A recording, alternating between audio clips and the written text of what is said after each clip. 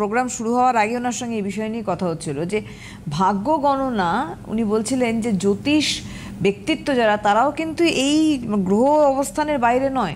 তাই আজকের বিষয়বস্তু ভাগ্য গণনা জ্যোতিষ থেকে শুরু করে সাধারণ মানুষ সমস্ত ক্ষেত্রে প্রত্যেকের জীবনের ক্ষেত্রে সমানভাবে প্রযোজ্য। আমি জ্যোতিষ, আপনি আমাকে সুনাম করবেন বা দুর্নাম করবেন সেটাও আমার ভাগ্যে লেখা থাকতে হবে। আমি আপনার কাছে সুনাম অর্জন করব না আপনার কাছে দুর্নাম অর্জন করব।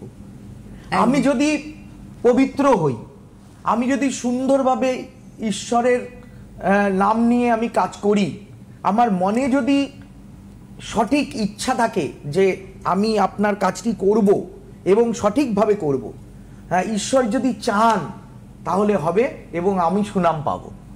একটা গান আছে না, তোমার কর্ম তুমি করো মা, লোকে যেন বলে করি আমি। হ্যাঁ, মায়ের কাজ মা করবেন, আমার মাধ্যমে করবেন এবং সেটাও আমার ভাগ্যে লেখা থাকতে হবে যে আমার দ্বারা আপনি কাজ পাবেন। বাহ, একদম ঠিক। তবে একটা কথা